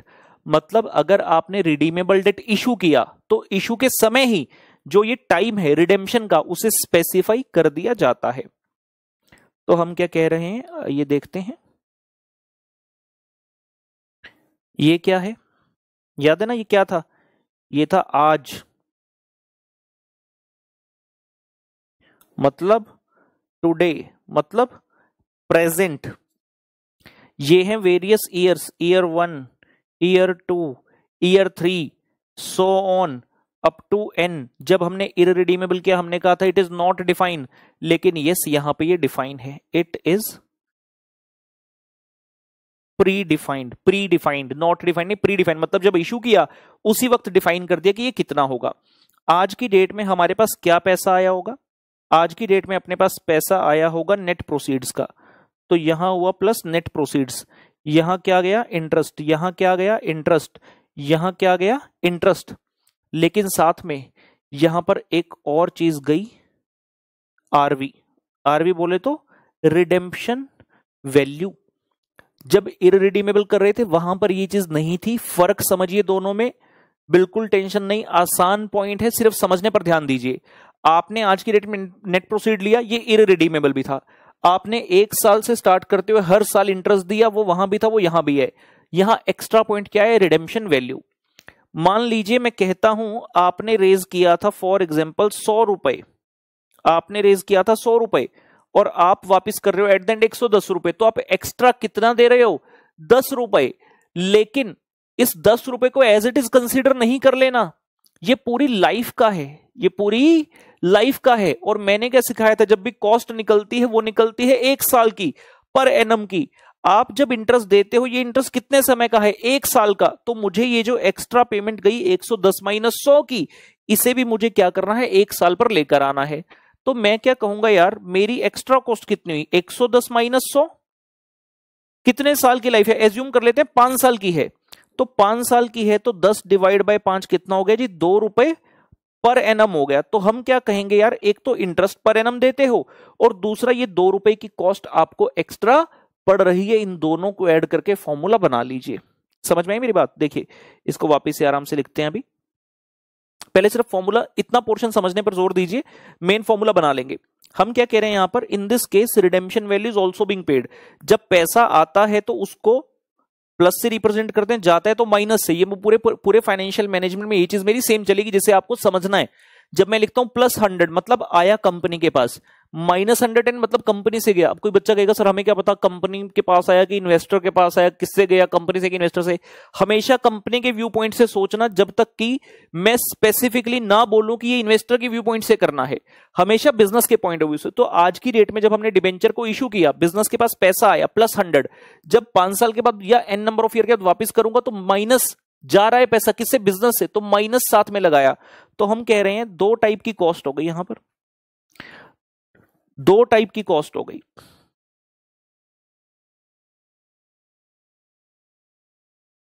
क्या ये सीधा ठीक है? हम कह रहे हैं there are now 2 types of cost. एक क्या है आपका? इंटरेस्ट, जो कि पहले भी था, और दूसरा है difference between NP and RV. Redemption value और नेट प्रोसीड का जो डिफरेंस है वो भी हमारे लिए कॉस्ट बन गया।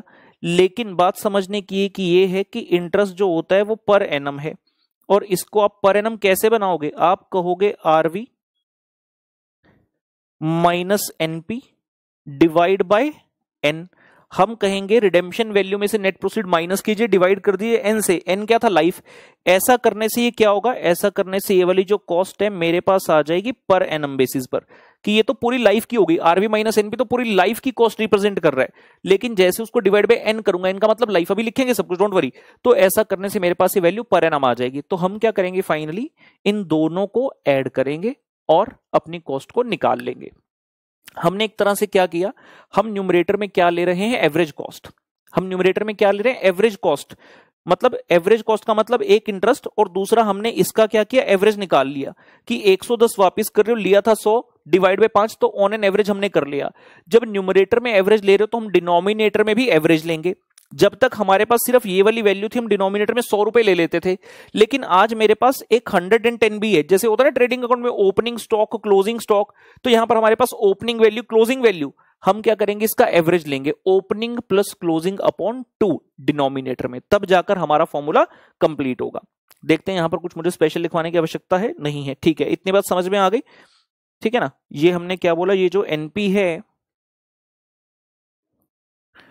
जो पैसा आया था, this will be repaid at the end of nth period. इसको हम वापस भी करेंगे, ठीक है ना?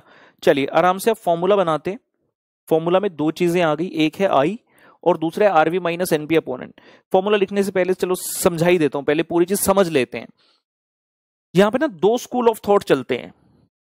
मैंने आपको ये तो बताया था कि आई जो है हमेशा नेट कॉस्ट लेना 1 माइनस टी।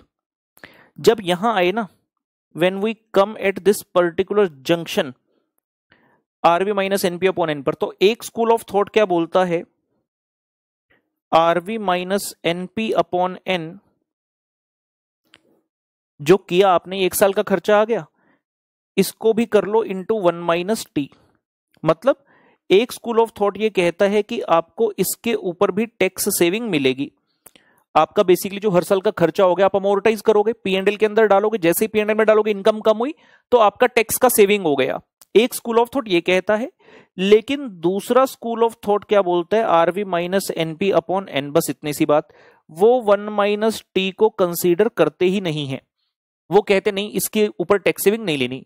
दोनों ही बिल्कुल सही हैं, दोनों में से कुछ भी गलत नहीं है। प्रैक्टिकल लाइफ में कुछ कंडीशंस अगर आप फुलफिल करते हैं तो इनकम टैक्स में आपको सेविंग मिल जाती है, लेकिन हमारे फाइनेंशियल मैनेजमेंट में जो ज्यादा पॉपुलर है वो है ये वाला, जिसमें 1 माइनस टी नहीं होता है। तो यहां पे बेसिकली हो क्या रहा है, टैक्स सेविंग्स कंसीडर हो रही है और यहां पर टैक्स सेविंग्स कंसीडर नहीं हो रही है। मैं आपको पूरा फॉर्मूला आराम से लिखवा रहा हूं अभी, ठीक है ना, फिर भी जो कोई बच्चा इसको लिखना चाहे लिख सकता है फिर, लेकिन मैं प्रॉपर फॉर्मूला अभी आपको लिखवाने वाला हूं। मेन पर्पस क्या है, रिडीमेबल डिबेंचर जब करेंगे हमारी कॉस्ट दो टाइप की है, एक है interest net of tax I into 1 minus T, और दूसरी है RV minus NP upon N. अब आरवी माइनस एनपी अपॉन के ऊपर टैक्स सेविंग है या नहीं है, उसके बारे में there are two schools of thought. हमारे मॉड्यूल में दोनों फॉर्मूला दिए गए हैं, लेकिन जो यूज होता है प्रैक्टिकली मतलब एग्जाम पर्पस के लिए, practically not in the practical world, practically जो यूज होगा हमारे एग्जाम पर्पस के लिए वो होगा विदाउट टैक्स सेविंग वाला। मतलब RV minus NP upon N को 1 माइनस टी से मल्टीप्लाई नहीं करना। लेकिन इसका मतलब ये नहीं कि कभी होगा नहीं, इंस्टीट्यूट ने कभी पूछा नहीं, लेकिन हाँ अगर हमसे कभी कह दे कि इसके ऊपर भी टैक्स सेविंग कंसीडर करो, हो सकता है क्वेश्चन बना दे, ऐसा कोई बड़ी बात नहीं है और घबराने वाली बात नहीं है। अगर क्वेश्चन कह दे कि टैक्स सेविंग कंसीडर करो तो फॉर्मूला में RV minus NP upon N के बाद भी 1 माइनस टी लगा देना, क्या बड़ी बात है, ठीक है ना। अब हम प्रॉपर इसका बकायदा फॉर्मूला लिख लेते हैं जी। ये लीजिए फॉर्मूला पर चल रहे हैं।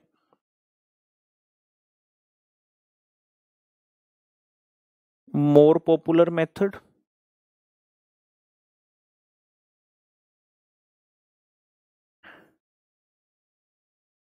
Less popular method ji.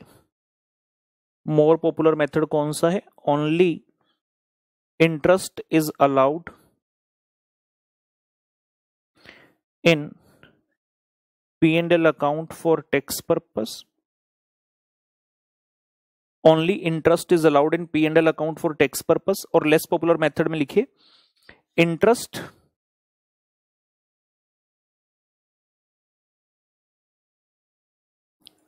as well as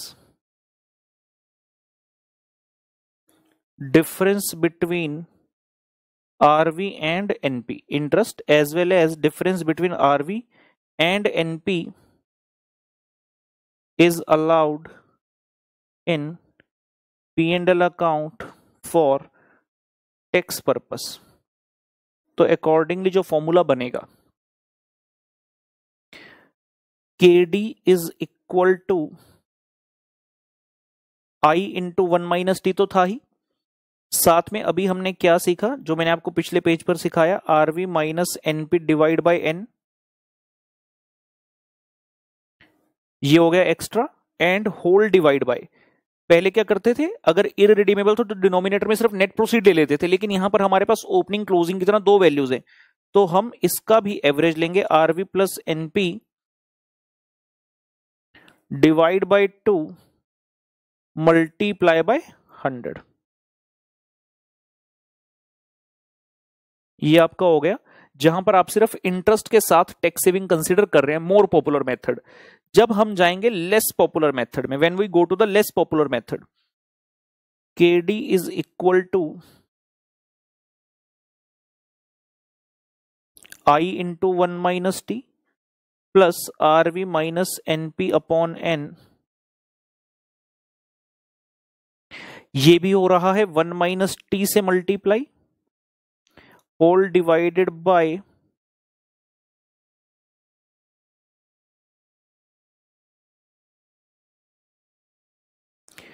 RV plus NP upon 2 multiply by 100। ये कब है? अगर दोनों के ऊपर टैक्स सेविंग कंसीडर करोगे। और अगर देखते हो न्यूमरेटर में 1 - t तो दोनों जगह तो ये तो कॉमन आ जाएगा, तो इसको थोड़ा सा सिंप्लीफाई करके हम ऐसे भी लिख सकते हैं, आई इंटरेस्ट की cost plus RV minus NP upon N whole divide by RV plus NP upon 2 into 1 - t पूरी ब्रैकेट, और क्योंकि 1 - t कॉमन था तो यहां आ गया इंटू 1 - t इंटू 100। जैसे आपने ब्रैकेट से बाहर लिया 1 - t, इसका मतलब है कि 1 - t जो है वो दोनों से मल्टीप्लाई हो रहा है, इंटरेस्ट से भी और RV minus NP upon N से भी। फॉर्मूला नोट करिए एक बार।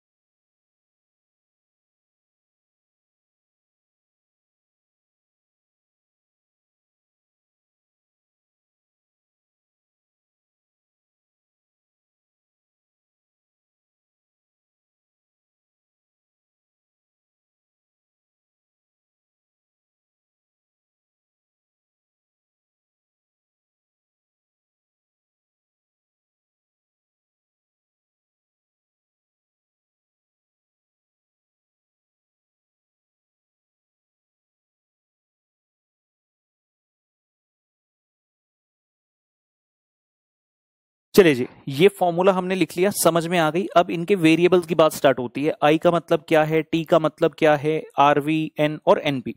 एक एक करते हुए सभी चीजें लिख लेंगे। सबसे पहले स्टार्टिंग विद दी आई, बिल्कुल सेम है जो हमने पहले लिखा था, लेकिन क्योंकि नया कॉन्सेप्ट है तो लिख लेते हैं एक बार फिर से। हम कहेंगे आई का मतलब है इंटरेस्ट पर डिबेंचर। बेटा कोई बच्चा इसको ऑब्लिग ना समझ ले, तो भाई इंटरेस्ट पर डिबेंचर इन रुपी, जिसको आप कैसे निकालते हैं, आप कहेंगे फेस वैल्यू पर debenture multiply by interest percentage. ठीक है ना। बाकी सारी बातें जो एडिशनल थे नोट्स वगैरह वो हमने लिखे हुए कि इंटरेस्ट का मतलब कूपन रेट होता है, फेस वैल्यू ना बताए तो 100 मानना, बॉन्ड के केस में 1000 मान लेना, एक्सेट्रा एक्सेट्रा। ठीक हो गया आई। फिर बात I T. T is nothing but the tax rate of the corporate. T है आपका कॉर्पोरेट का tax rate. NP is net proceeds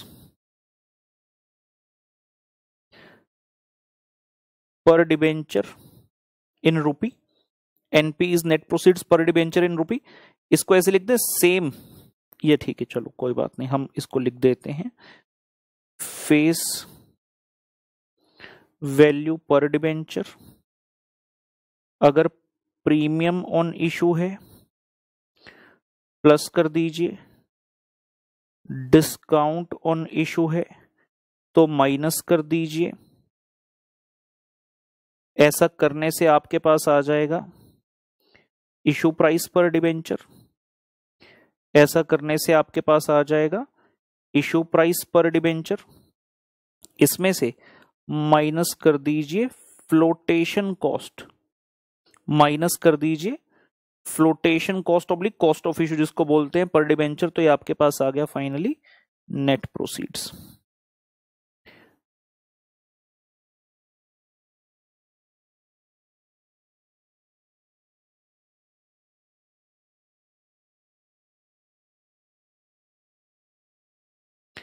तो ये फाइनली आ गया आपके पास जी नेट प्रोसीड्स पर डिबेंचर।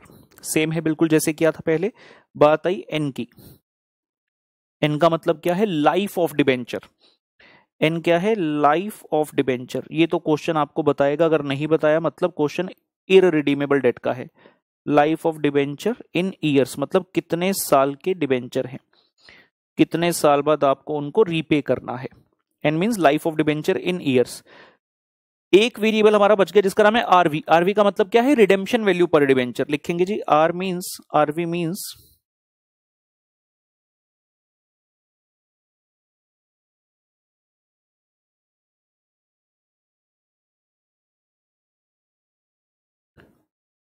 रिडेम्पशन वैल्यू पर डिबेंचर इन रूपी।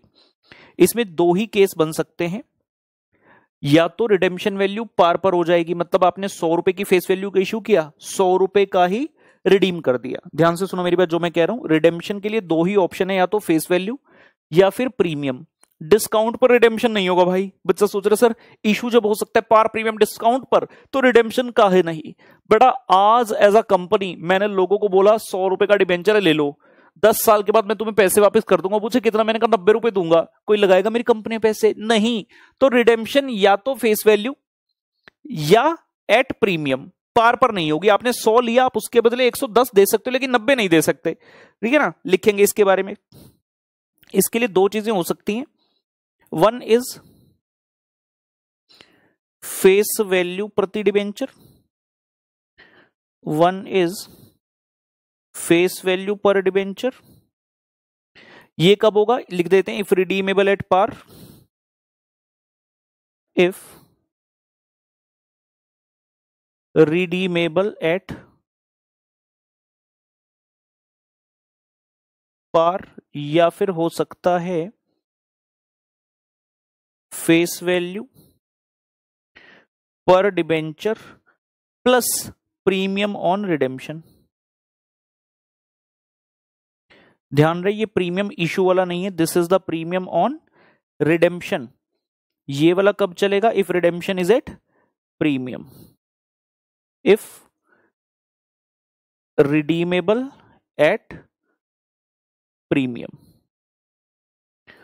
बात को जहन में बिठा लेंगे, रिडेम्पशन कभी भी डिस्काउंट पर नहीं होगी। आरवी मतलब रिडेम्पशन वैल्यू पर debenture which can be either the face value, अगर रिडीमेबल एट पार है, और अगर रिडीमेबल एट प्रीमियम है तो face value plus premium on redemption हो गया।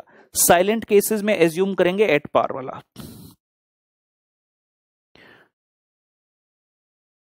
Assume this in silent cases. Obvious सी बात है, अगर क्वेश्चन ने कुछ भी नहीं बताया कि रिडेम्पशन कैसे हो रही है, तो हम थोड़ी अपने पल्ले से प्रीमियम एज्यूम करेंगे। हम तो ये मानेंगे कि पार पर हो रही है भाई। सिंपल, नोट कर लीजिए भली भांति इसे।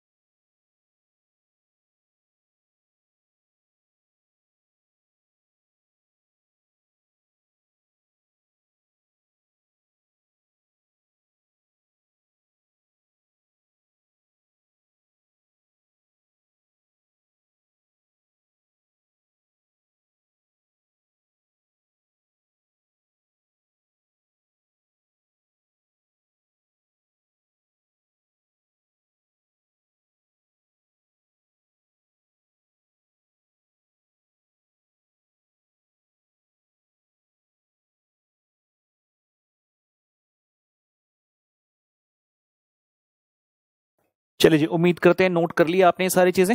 तो हम तैयार हैं पूरी तरह से इस टाइप के प्रश्न को करने के लिए। पहले कॉन्सेप्ट वाले ही चलेंगे, हमारे क्वेश्चन C13 तक कर चुके थे, क्वेश्चन C14 लिखेंगे। आइए question C14, question number C14।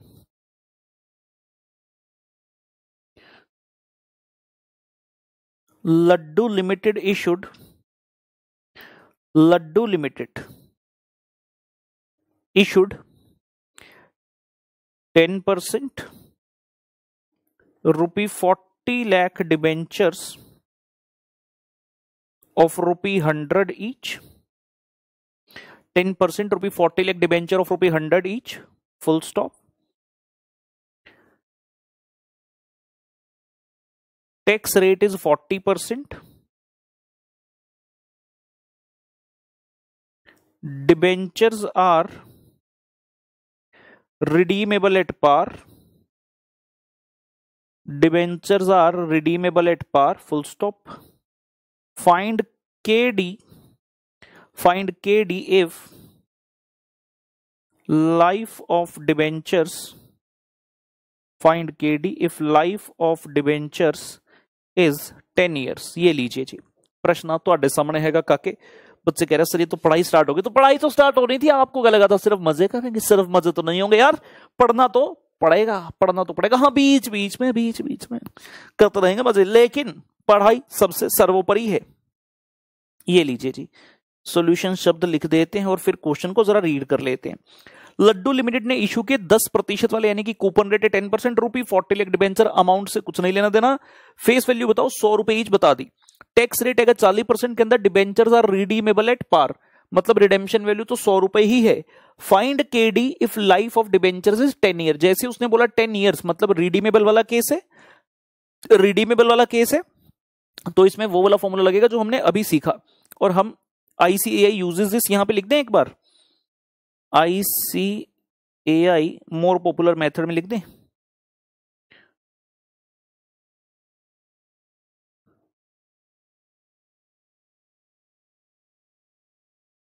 ICAI uses this normally, तो हम भी इसी का यूज जो है करने वाले हैं, जो फर्स्ट वाला लिखा था मोर पॉपुलर मेथड। तो हमें क्या क्या चीजें चाहिए?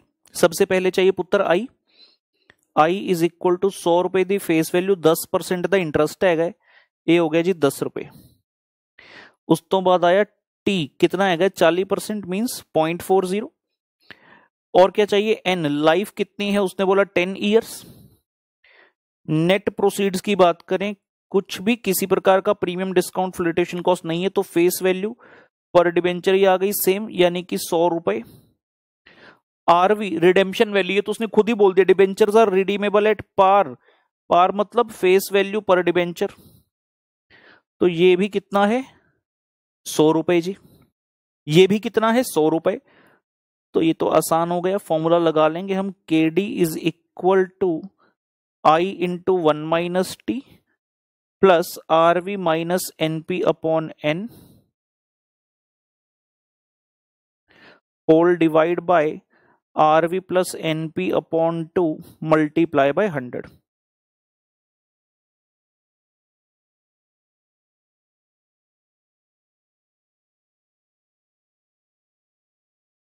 ये लीजिए, जितने वेरिएबल्स लिखे थे सारे एक एक करके भर देते हैं इसमें। I था साढ़ा 10, टैक्स रेट सी 40%, RV माइनस NP, क्योंकि दोनों फिगर सेम है तो कुछ एक्स्ट्रा है ही नहीं, 100 माइनस 100 था शून्य आ जाना पुत्र, बटे N कितनी लाइफ सी 10 साल, ते होल डिवाइड बाय, ते पुत्र whole divide by RV plus NP means 100 जमा 100 बटे 2।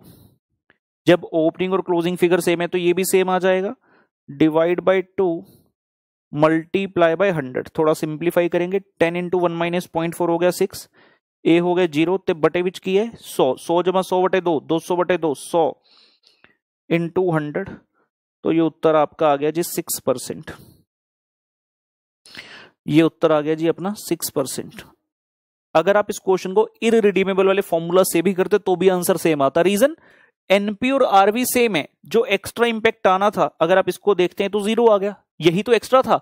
ये डिनोमिनेटर एक्स्ट्रा होता है, डिनोमिनेटर में भी क्या है, क्योंकि एनपी और आरवी सेम है तो उनका एवरेज लेकर भी वो सेम ही वैल्यू आ गई। नॉर्मल में एनपी भी तो 100 ही था, तो अगर आप I into 1 minus T upon NP यानी कि इररिडीमेबल वाले फॉर्मूला से भी करते तो इसमें सेम आता। ये सिर्फ वैसे ही बता दिया, करना नहीं है एक्चुअल में, कई एग्जाम में सोचो छोटा है कराता हूं छोटा फॉर्मूला लगाकर। तो ये आ गया जी 6%। ये था हमारा क्वेश्चन नंबर C14। धीरे धीरे लेवल बढ़ाएंगे इसमें, अच्छी कैलकुलेशंस हैं और एग्जाम में कैलकुलेशन मिस्टेक भैया होनी नहीं चाहिए, जरा सी भी कैलकुलेशन की कोई गुंजाइश नहीं है मिस्टेक की, फिर बच्चे एग्जाम से आकर कहते हैं अरे शिट यार ये गलती हो गई, वैसा नहीं चाहिए अपने को, कतई भी नहीं। ये लीजिए प्रश्न नंबर C15, क्वेश्चन नंबर C15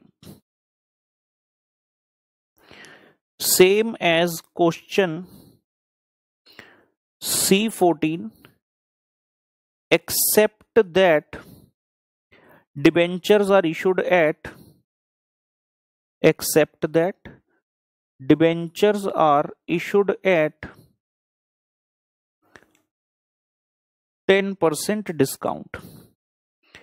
तो जो चीज हमने इररिडीमेबल वाले केस में वेरीफाई की थी वही हमें यहां पर वेरीफाई करनी है, और आंसर निकालने से पहले ही हमें यह पता होना चाहिए जो ट्रेंड बनेगा कॉस्ट का। अगर बिना डिस्काउंट के 6% की कॉस्ट आई तो जब डिस्काउंट पर इशू हो रहा है तो कॉस्ट 6 से कुछ ना कुछ ज्यादा आने वाली है, ठीक है ना। तो हम क्या करेंगे, सबसे पहले वेरिएबल्स निकाल लें। आई है आपका 100 इंटू 10%, दैट इज पुत्र 10 रुपी। टैक्स रेट है 40%, 0.40। लाइफ सेम है 10 ईयर्स। जब एनपी की बात आई हम कहेंगे जी फेस वैल्यू पर डिबेंचर सी 100 रुपए दी, माइनस हो गया डिस्काउंट ऑन इशू। क्वेश्चन बोलिया तुसी डिस्काउंट ते इशू कर रहे हो, 100 रुपए दी फेस वैल्यू, 100 रुपए दा 10%, ये आ गया जी 10 रुपये।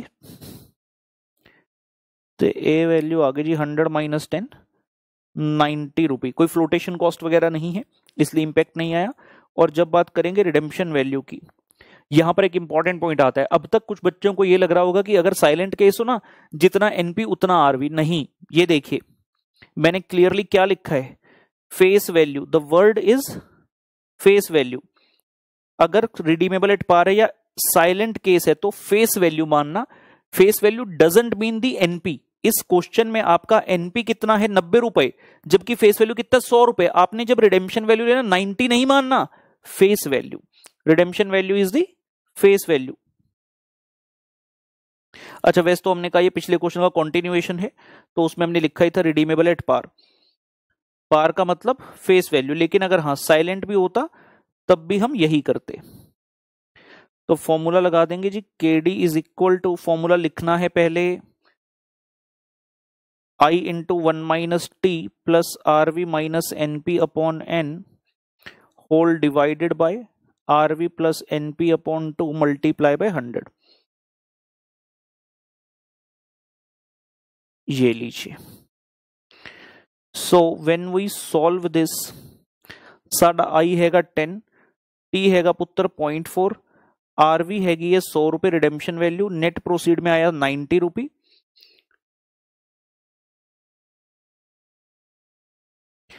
डिवाइड बाय 10 और डिनोमिनेटर में 100 प्लस 90 अपॉन 2 मल्टीप्लाई बाय 100।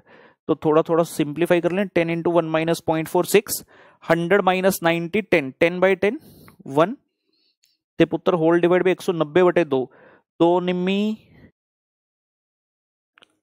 18 ते 2 5 10, 7 बटे 95 गुना 100। आ भाई मिस्टर कैलकुलेटर, 7 बटे 95%, 7.368 आ रहा है, तो हम कर देंगे 7.37%। लेकिन हाँ, मेन चीज जो हम वेरीफाई करना चाहते थे वो हमसे वेरीफाई हो रही है। जब हमने C14 किया तो आंसर आया 6%, जहां पर आपने इशू किया था एट पार। लेकिन जैसे ही आपने इशू किया डिस्काउंट पर, तो आपकी जो इफेक्टिव कॉस्ट है वो सीधा 6% से बढ़कर पहुंच गई 7.37। इंटरेस्ट की कॉस्ट सेम ही है, लेकिन जो आरवी और एनपी की कॉस्ट है ये 1 रुपया आपका एक्स्ट्रा आया, जो पिछले में 0 था। दूसरा, डिनोमिनेटर C14 में क्या था, 100 था, आपको इनफ्लो ज्यादा हुआ था। लेकिन यहां पर जो एवरेज वैल्यू है, मतलब इनफ्लो के तौर पर जो हम ले रहे हैं डिनोमिनेटर में एवरेज, वो यहां पर 100 नहीं है, वो 95 है। ठीक है, चलो ये जो येलो येलो की थे इसको निकाल दिया। एक और प्रश्न हमारे सामने है, क्वेश्चन नंबर C16। ये क्या था, C15 जी। Question number C16, question number C16 same as question C14 except that the issue is at premium of 10%। इसमें भी ये लिखा था ना, सेम एज C14। ठीक है, same as C14 except that the issue is at premium of 10%। तो C14 में इशू था पार पर, इसमें हम कह रहे हैं कि आप एज्यूम कीजिए कि इशू जो है वो प्रीमियम पर हुआ है। So when I go for the solution, सबसे पहले हम कहेंगे जी आई 100 रुपए का 10%, 10 रुपए, इसमें कोई चेंज नहीं होता टर्म्स ऑफ इशू बदलने के कारण। देन टी सेम रहेगा 0.40, एन कोई चेंज नहीं, 10 आ गया। जब बात आई एनपी की तो हम कहेंगे जी फेस वैल्यू प्रति डिबेंचर, फेस वैल्यू प्रति डिबेंचर जो कि है 100 रुपए, प्लस कीजिए इसमें premium on issue, face value के ऊपर 10%, 100 रुपए का 10%, यानी कि 10 रुपये, और ये आ गया जी 110 रुपए। जहां तक बात है आरवी की रिडेम्पशन वैल्यू, वो आपका सेम आ जाएगा एज फेस वैल्यू पर डिबेंचर, जो कि कितना है 100 रुपए। आरवी इज सेम एज, इस क्वेश्चन में यही था, ठीक है जी, 100 रुपए सेम एज फेस वैल्यू ले लिया। कोई बच्चे मत समझे कि आरवी की full form face value, RV की फुल फॉर्म तो रिडेम्पशन वैल्यू भाई, ठीक है ना। चलिए फॉर्मूला लगाने के लिए तैयार है हम बिल्कुल। K D is equal to I into 1 minus T plus R V minus N P upon N whole divide by R V plus N P upon 2 multiply by 100। ये लीजिए, सिंपल फॉर्मूला में भरना है।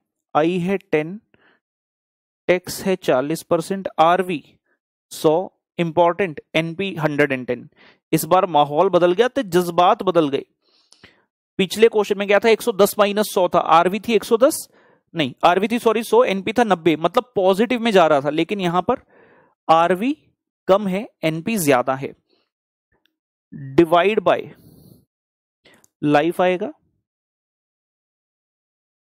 Whole divide by RV plus NP upon 2 divide by life which is 10, denominator में 100 plus 110 divide by 2 multiply by 100, तो ये हो गया जी 6, और ये हो रहा है प्लस की बजाय माइनस, 100 माइनस 110 अपॉन 10, तो ये हो रहा है -1, और डिवाइड बाय 210 को 2 से डिवाइड किया, 105 मल्टीप्लाई बाय 100, ये आ गया जी 5/105%, दैट इज 4.76%, 4.76% जी। आराम से समझ लीजिए, देख लीजिए इसे, कोई दिक्कत दुविधा परेशानी इसमें नहीं होनी चाहिए। यहां तक पहुंच जाइए।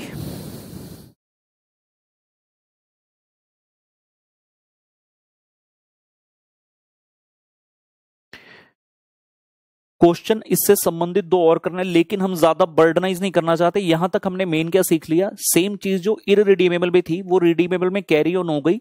अगर आप इशू करते हैं पार पर, इन दैट केस आंसर आया 6%, लेकिन जैसे हम डिस्काउंट पर शिफ्ट हुए तो आपकी जो कॉस्ट है नेट कॉस्ट वो बढ़ गई 6 से 7.37 हो गई। फिर जैसे हमने कहा यार एक बार करके देखते हैं कि अगर हम प्रीमियम पर इशू करते हैं, प्रीमियम पर इशू करते साथ ही आपकी नेट कॉस्ट 4.76 तक आ गई, जहां एट पार 6 थी यहां 4.76 तक पहुंच गई। तो हमें साफ साफ क्लियरली ये समझ में आ रहा है अभी कि पार, डिस्काउंट और प्रीमियम में वर्क किस प्रकार से होता है, इररिस्पेक्टिव ऑफ इररिडीमेबल डिबेंचर है कि रिडीमेबल डिबेंचर है, ठीक है ना। तो आज के लेक्चर में हम यहीं तक रुकते हैं।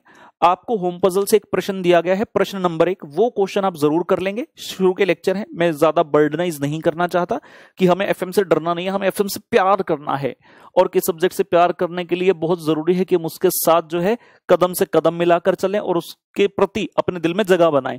और अगर मैं एक ही दिन में बहुत सारा करा दूंगा तो दिल में जगह नहीं बनेगी, नफरत हो जाएगी, जो हम नहीं चाहते, ठीक है ना। चलिए एनी हाउ आज का लेक्चर करते हैं समाप्त दोस्तों। मुलाकात होगी अगले सेशन में। नया होमवर्क का रजिस्टर लगाइए, उसमें पहला प्रश्न करके आइए, चेक करेंगे। तब तक के लिए बाय बाय।